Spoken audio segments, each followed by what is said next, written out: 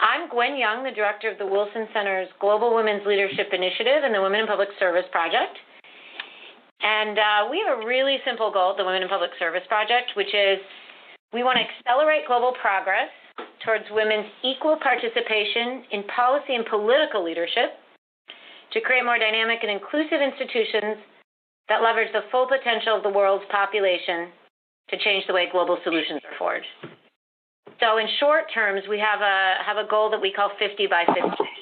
We want 50% of representation of women in policy and political leadership by 2050. So this leadership index is one of our tools and our part of our toolkit of how we're going to drive and accelerate this equal participation in policy and political leadership. So in the webinar today, what I want to do is briefly introduce you to the index, let you know what is unique about this index and its features, give you a tour of the platform of the index, and highlight some examples of what we're doing. And at the end, we will give you all the time to ask some questions. And on the phone with me, I actually have Cassandra Pig Arujo, who is our index and data expert. So we've got sort of both levels of expertise on the phone so that we can really show off kind of what we're doing with this index. So a couple contexts, it's the era of big data. Everybody talks about data, right? And why data? Well, because data can drive change. Data can provide solutions. Data, in sort of very simple terms, allow us to measure. And data allows us to innovate. So we decided to do this index and sort of this data because we really want to measure what's the current situation of women in policy and political leadership. Where are we exactly today? We also want to look at the relationships between the indicators. Why are women where they are? What is holding them back systemically or institutionally? So an index is a statistical device, right, that allows you to take different data points or indicators and summarize them into a single figure. Indexes also allow you to measure something that is multidimensional, right, or multifaceted. So, indexes, the indexes you probably know are something like the Consumer Price Index, right, which we're allowed to track product pricing in different markets. There's the U.S. News and World Report Index on universities. This allows you to look at across a variety of factors to tell you which is the best college or university in the United States. In the international sphere, there's a variety of indexes from the Human Development Index to the World Values Survey to the World Justice Project.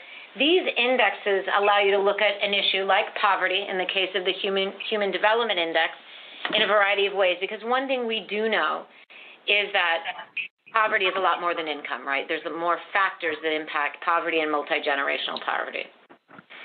So we have built an index to look at women's political and policy leadership, first because this matters, right? Data and evidence shows that women are driving economic growth and development. We're starting to get evidence base out of the private sector. The McKinsey report at the end of 2015 shows us if you include women in the economy equal to men, your overall global GDP will grow between $12 and $28 trillion. If you include gender parity in the labor force, GDP in the U.S. will go up by 5%. And gender parity in government, women equal to men in positions of leadership in government, will grow GDP by about 6%. So we have a little bit of evidence showing that this is important. And we have a lot of evidence in a more qualitative way showing it is important to peace processes, right? They're 20% more likely to hold for 15 years or longer if you have women around the peace table. So first of all, we know that the issue is important, but what we need is a comprehensive benchmark that looks at all sectors of government across the globe, will allow us to look at progress over time, will allow us to get a systems-level understanding of where we are and where we need to go, will allow us to further build that evidence base, of what's really holding women back and what makes it different in terms of leadership. And we can look at what the data gaps are and where we need to do this. So I'm going to tell you about the index, which will hopefully explain why we did the index. So we have an index today that's just being launched that covers 50 countries. It covers 35 of the OECD countries and 15 of the non-OECD countries. And the OECD countries and the non-OECD countries were chosen based on countries that actually had enough data to kind of run the numbers for an index, Of those outside of the OECD, we tried to get a regional representation and look at countries that had a relatively large population. This index is unique and different in other indexes in that we cover all 5 sectors of government. So we don't cover sort of just parliament or elected office as many indexes do, but we cover the executive, the legislative, the civil service, the national security, and the judiciary. So we cover all 5 sectors. We also go national and subnational level. So we are going down right now to the mayoral level. And we've worked with one of our partners on the index is the UNDP that's worked across the globe to look at civil service data and go down to the national and the subnational level with civil service data. And the other thing that's unique and different and that goes back to sort of why the index is our methodology, which are built on 3 pillars, which we're calling pathways, positions, and powers. And those 3 pillars are measuring not only where women are in government, but how they got there and how much power they hold. So this is what is our index. And when you look at it, the pathways pillar, which is the first pillar of methodology, addresses women's access to positions of leadership.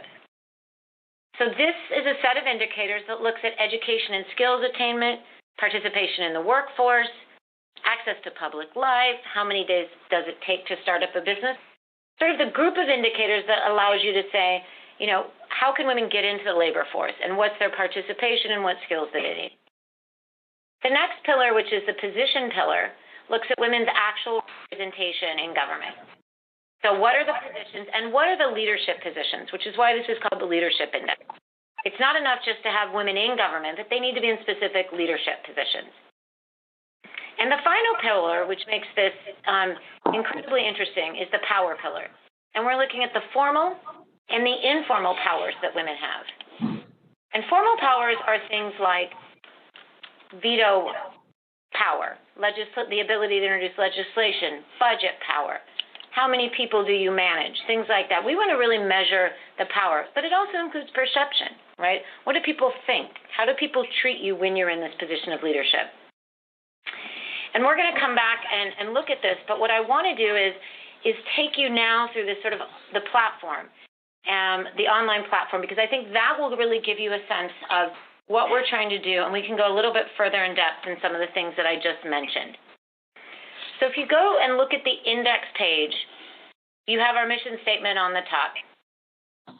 Then what you have is a discussion of the index and the data portal. So we have an index which covers 50 countries, but we have a data portal. And so the best analogy I can say for the data portal is the refrigerator with sort of everything that we know about women's participation sort of in it. The index is the meal we're making of what can we show you about where they are in leadership in governments and across the globe. And there's a variety of countries on the data portal that have very little data. And we'll come back to that later. But for that reason, they're not in the index at this point, but we're working towards putting them in the index. But we also have the data portal because, as I said earlier, we want to make all of the data that we have and others have transparent and accessible to people. So I want you to keep that in mind as kind of we work through the web page. So the next thing we have is sort of based on the 50 countries, what are the 4 key findings we have discovered at this point? So for example, if we click on which sector of government has women leaders, we find that it's civil service. So women on average make up about 43.9% of the civil service and 29.7% of the leadership positions in the civil service. There's about a 14-point gap then between participation and leadership, right? So this is our high watermark, actually. And this allows us to say, this is possible and how we're going to get there. And we can look at what the civil service is doing, and we can look at what the civil service is doing in terms of leadership in order to figure out how are women going to get to where they need to go. Some of the other things we found out is there's a relationship between the pathways available to women and the power a woman can hold.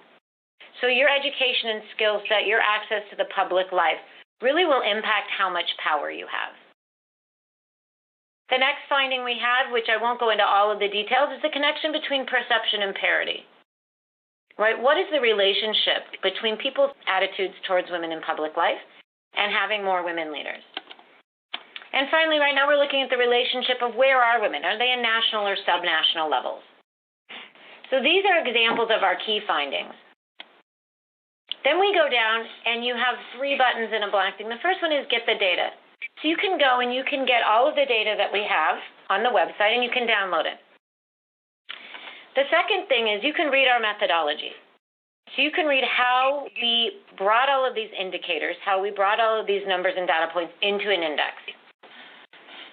And the third thing, which I'm going to show you, is you can explore the indicators. So for each pillar, we have the list of indicators that are under the pillars. So if we click on pathways, does the Constitution contain a clause on equality? This is our data point, whether you have a clause on equality.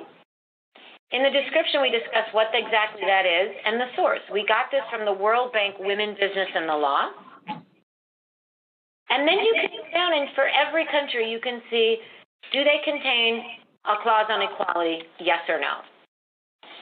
And so you can get the information, and again, you see this copy in CSV. You can download that data, and you can use it for what you need. And then by pillar, it will show you the things that we are looking at this point. Now, indexes are learning indexes, and so these indicators will grow as we learn. We're not going to be adding indicators or data for data's sake, but as we learn what are the levers, what are the things that impact leadership in public life, we're going to be adding in indicators. So continuing down the web page, we have a heat map, which I'll come back to in a second to show you how that works. And then we have the index scores for all of the countries. So we have them listed, a score for each pillar, and the overall score. So the country that we'll look at on the heat map is Canada. So when we click on Canada, you will get the pop-up that shows you Canada score vis-a-vis the index. It shows you that score in 3 ways: the overall score, the score for each pillar as a numerical figure, a graph, and a donut graph. So it gives you the visual for here's the pillars. In Canada's case, their overall score is relatively high, and it looks like it's high based on both pathways and power. It looks like actually in terms of positions, they're not as high as the others. Now, if you click on the button that says See More Data, this takes you to what we call the country page, which is on the data portal.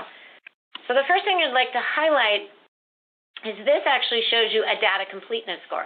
How much data could we find for Canada that's disaggregated by gender? The second thing it shows you is a table. So you have the index scores at the top of the table. Then you have some key indicators. These aren't all of them, but some key ones. How many women are in Parliament? And you will see first round and second round, that's actually a metadata tagging error, but basically it's upper and lower houses of Parliament. You have the figure for how many women and the percentage. You have GDP per capita, women in the workforce. Then if you go down, we've pulled out, 3 points that we thought were interesting and visualized them in a data visualization format. What's the percentage of women in the workforce?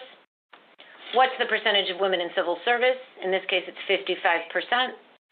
And what's the percentage of women that are adults completing upper secondary level education?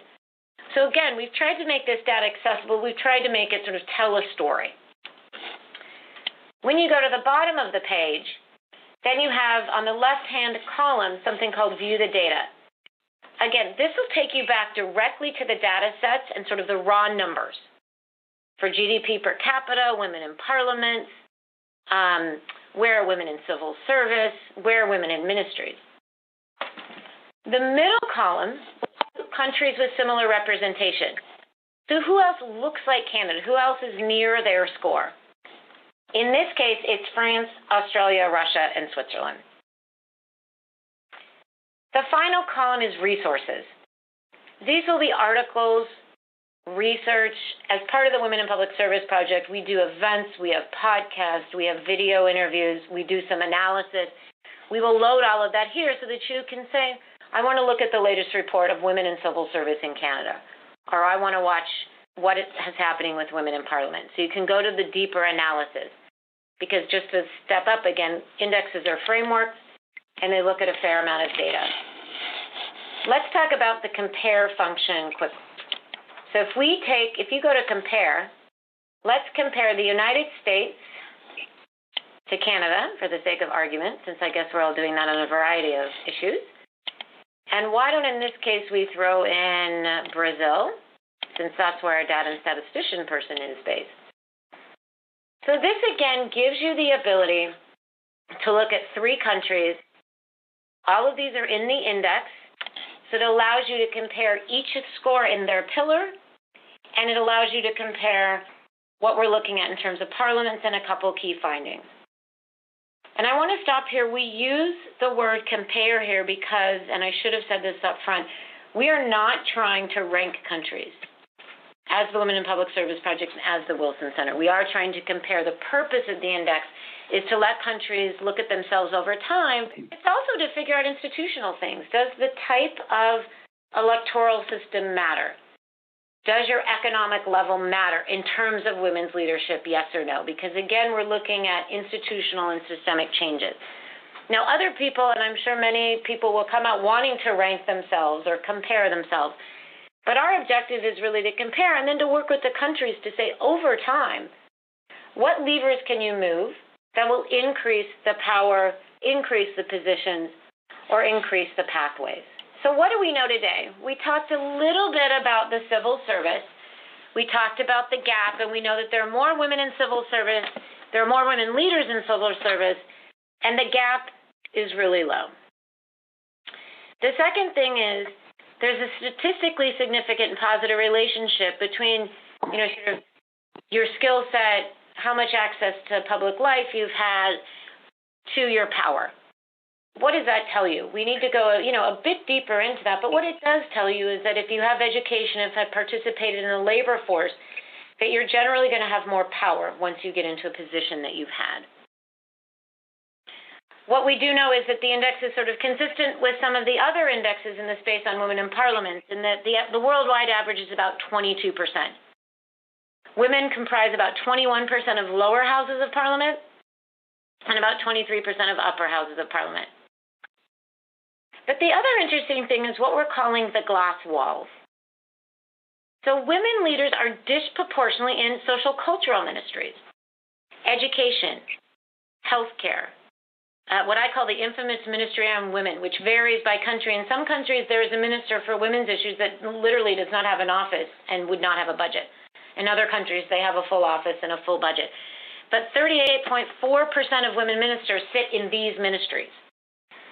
They're only 19.6% of ministers in justice, trade, foreign affairs, right? So it goes into that women are actually in what we consider the more feminized, parts of the government. In certain cases, arguably not the sort of basic function ministries. And that impacts a variety of things. It impacts your perception of women leaders. It impacts where the power is in government. So it impacts how much power women have and how much leadership they have. So this index is not just looking at the glass ceiling, sort of how high up can you go, but actually where can you be in the government and where do you want to go? So the next question is, where are we going? And what are we doing with this as we're coming? The first thing is we want to increase the number of countries. In order to do this, we really need to overcome some very large sort of data gaps. And for those of you as journalists who've looked at this, it's kind of stunning what doesn't exist out there. So, for example, judiciary data in the U.S. on average is not disaggregated by sex. So it's not like there's a database somewhere that you can go and say, how many women judges are there in the U.S.? It's not disaggregated by sex. People's names are in there, but they don't record the sex. So we have to add in new countries, and we have to figure out how to fill some of these data gaps through some of our partners. The second thing is we want to issue a report in the spring. So we want to take this framework, we want to take sort of this number and structural framework of analysis and analyze it and tell a story. What are we trying to say about where women are, glass walls and glass ceilings? And I've mentioned the data gaps, and I've mentioned the data, and we've looked at the indicators. We as the Wilson Center are not tracking and collecting data, but we are working through a series of partnerships. We work with the UNDP GEPA project, which is Gender Equality in Public Administration, where our civil service data comes from. In the United States, our civil service data comes from the Partnership for Public Service. But we also work with the OECD. We work with other actors to capture that data. So we're working with partners that are good at data tracking, that are good at validating data, and are creating what in the statistical world you call sort of panel data sets. And we're more than happy to come back and talk about that and what that looks like. But just to be really clear, that's where we're collecting our data. And those are the partners with which we're working to fill these data gaps. So we're doing this through partnerships across all aspects of our project. And we're doing this right now because there is this call to action. There's a paradigm shift, as we're saying, right? And we want full and equal decision makers at all levels of government. We hope that this index, the data platform, the report, that is part of the toolkit of the work that we're doing, we hope that that will help you. We also hope that it's going to drive the systemic change that we want to achieve our 50 by 50 goal. So I've gone over this relatively quickly, and we've given you a chance to look at the website. We have about 30 minutes to answer any of your questions. And as I remind you, we do have Cassandra Pig and Arujo on the call, who's one of the chief architects of the index and sort of our data stats person.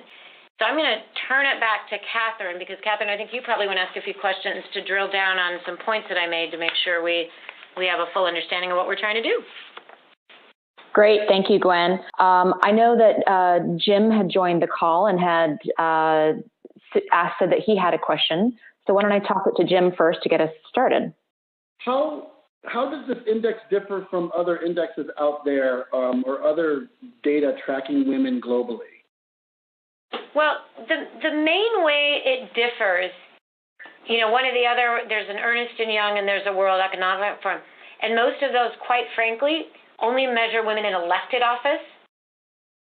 They also will weight, certain indexes will weight women at a national level higher than they weight women at a local level, meaning they find it more important that there are women at a national versus a local level, which we do think is arguable. So part of the reason it's unique is the comprehensive with the 5 sectors of government. Part of the reason is just kind of this methodology where actually we consider local level equal to national level, and I'm happy to go into that. And part of the other reason is we make the link. It's not just representation. We make the link to the pathways, but we're also the first one that's really trying to measure power. We're really trying to say it's not enough that you hold that seat, but what can you actually do while you are there? Mm-hmm. And as far as we know, there isn't another index that's able to do this. And the interesting thing with power, quite frankly, is that, an index sort of can only show you what you can measure, right? And there's so much more around power. But there are groups out there, Afrobarometer and some others, that do perception surveys and are looking. And so we're really trying to take a deep dive of what can we do around power? How can we measure this so that we can get a sense of things like unconscious bias? We can get a sense of how much influence women will have in office. And Cassie, I don't know if you want to add to that as sort of the index expert on the sort of what is unique and how is it different. Sure, happy to jump in. Thanks, Gwen, and thanks for your question, Jim. There's a number of ways that we're thinking about this kind of in a new, innovative way, like Gwen mentioned. We're kind of thinking about it as a process.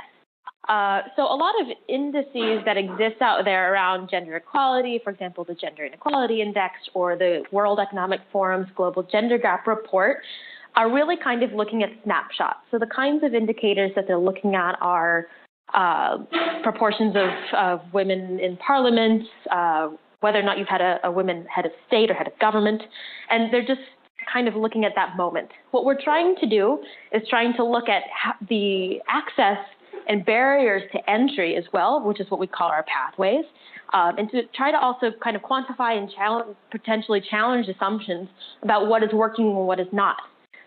So that's kind of a great opportunity for us in terms of an index to be able to compare and say, all right, like in this kind of a system, why are we seeing this? Why does this trend seem to be holding in these kinds of countries rather than others?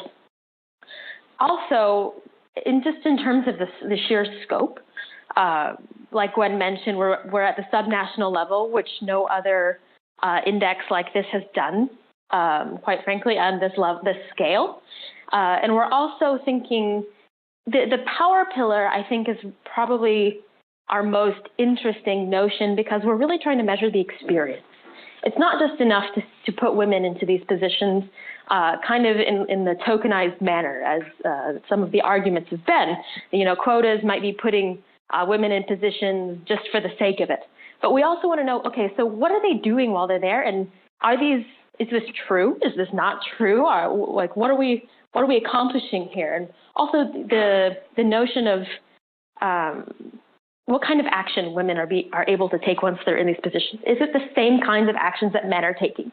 And we argue that until women have, equal access to all kinds of positions, not just traditionally feminized positions, but also access to, women should be defense ministers, women should have access to any kind of position, and it shouldn't be subject to their gender, what kinds of leadership positions they should have access to. Mm-hmm. So that's kind of the notion of the framework is less of a snapshot and more of a process, and thinking about parity in a more kind of holistic manner, and how we measure parity in kind of a more of an extensive way. Mm. Thank you, Cassie. This is Catherine again. I'd also like to reiterate to participants on the call that another thing that makes this index unique is its transparency, and the fact that all of the raw data for the index is available on the website. And that's something that not all indices do. So it's really, it's a very interesting tool too, when we go back to the Explore the Indicators, which we walked through on the tour, to scroll through the various indicators, and all the raw data is there. And you might also find some things that you didn't realize you were looking for, but could be helpful in your reporting as well. So it's an interesting tool to be able to just scroll through the data and download anything that you would need. Which actually drives to an interesting purpose of the index, which is, if the governments can collect this data more consistently and regularly and are happy that this is open source, it promotes, government transparency. I mean, it's not a direct sort of causation per se, but hopefully a correlation that we're looking at about sort of good governance, transparency, and open data. I have a quick follow-up. I'm just curious, because I don't believe that you include women in leadership positions in the private sector as part of one of your data points. How does that play into the pathways? Specifically, I'm thinking that women in strong leadership positions in the private sector very often lead to leadership positions in government. And I'm wondering why you did not include that data, or maybe you did and I just don't see it. We did include it. Yeah, I was going to say, I thought you did, okay. But it's interesting, Jim, that you pose that question, because that's absolutely an analysis and discussion point that we're having with the private sector, right? A little bit of sort of breaking down silos to figure out what's similar and what's different, but also that women cross over that career path thing. And the other interesting thing becomes, if we can measure leadership in one index across sort of all sectors of society, or if you need sort of one for each with the same framework and the same data. But we do include that simply because it's more likely that they'll go into the private and come into the public, and we're trying to get more evidence too of sort of going out of the public and into the private. Because, for example, a lot of private boards, when you dive down into who they put on private sector boards, they put very few public sector actors. Until lately, when Valerie Jarrett made it on Airbnb's board, I believe. But private sector boards typically take private sector people, but part of the argument outside of the index is, qualified is qualified if you're looking for a specific set of skills, right? Budget management and so forth. This is Catherine again. If anyone else has a question, but I'll pose a question that I think might be of interest, is we do talk about this lack of data. How did the Wilson Center and the Women in Public Service Project handle missing data when building the index? Well, again, we had the partnerships that we had with the World Bank, the OECD, the World Economic Forum, and we're speaking with them about how they're handling some of the missing data. But Cassie, maybe from a methodological standpoint, you could talk a bit about sort of how we handled that. And that is the reason we started with 50 countries versus 196. Sure, happy to jump in. So missing data is certainly a challenge, and it's usually a particularly hard challenge when you're thinking about building an index. Because the rules of an index is that you have to apply the same criteria to all of your subjects, regardless of differences. So you kind of have to, fit a square peg in a round hole sometimes.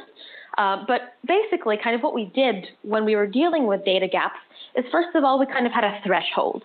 Like Gwen mentioned, we would have loved to have done every country in the world, but at a certain point, if you were missing more than a third of the available indicators, you didn't make the cut. Because especially for the first round of an index, you really want to present something that is complete, that makes sense. And the more you have missing data, the less accurate your representation will be of that country. So the ones that did get included but still have missing data, we took a mixed methodology. So for indicators, particularly on like education, where we have a lot of historic data, not all data points are collected for every country every year. For example, in the Scandinavian countries, it's not common for them to report literacy rates year on year, because there's an assumption that once you reach 99%, 100% literacy, it's probably going to maintain there unless there's some kind of major change. So you can generally assume, constant state at that kind of level.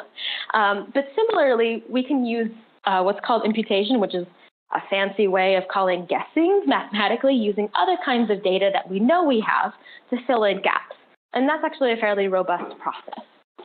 However, but there are other indicators that we were using that are baseline. It was an absolute pleasure to get to work with the UNDP GEPA data, which is being collected for the first time, which means we don't have any historic data. So a country that was missing from that data set, we wouldn't have any baseline to be able to guess. So how I dealt with that was actually removing the weight from that particular indicator from the weight of the cluster. So basically saying that a country will not be punished for missing data. So we're only accounting for data that we know is already there. This has, it has its pros and cons, but quite frankly, until we have some idea of what the civil service might look like in a country where we've never measured it before, it's really unfair to judge them based on a complete guess. So that's kind of how we dealt with missing data. In the future, like Gwen mentioned, we're working with all sorts of global partners. We're getting quite creative and thinking about who those people could be to be able to fill a lot of these gaps and be able to hopefully actually get real observed data, or we can get good enough data to be able to impute. So that. Hopefully that answers your question in an overly dense statistical way. Thank you, Cassie.